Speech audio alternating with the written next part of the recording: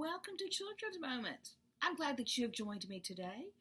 Have you ever learned anything? Well, of course you have. You learned how to use a spoon. You learned how to write your name. And if you haven't learned how to read yet, you will.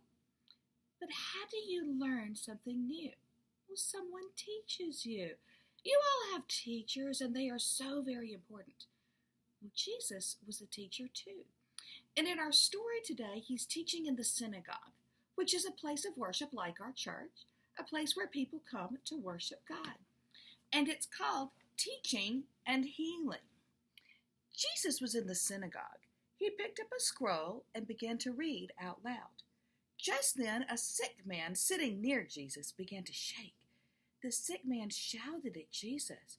"Shh! Quiet! Silence!" the crowd said to the man.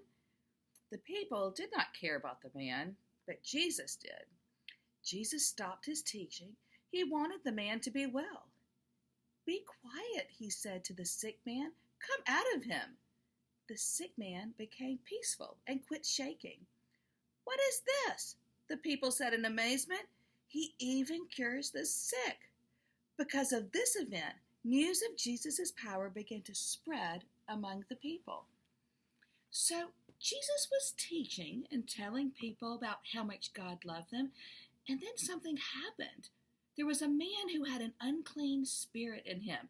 In our story, he was called sick. That unclean spirit made that man do crazy things.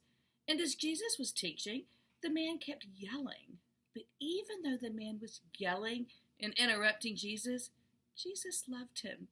He turned to the man and said to the unclean spirit who was controlling him, "Be quiet, come out of him." And the unclean spirit left the man. And the people there in the synagogue were amazed.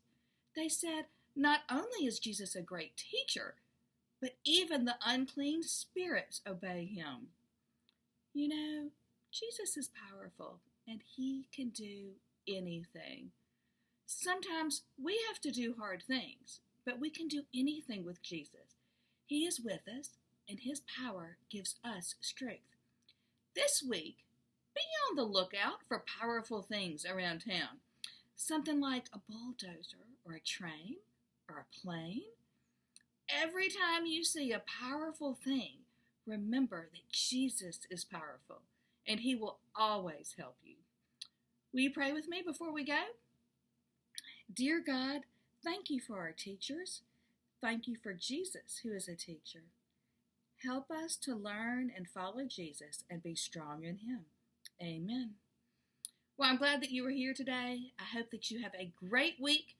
And look for those powerful things around town and remember how powerful Jesus is. I will see you next time.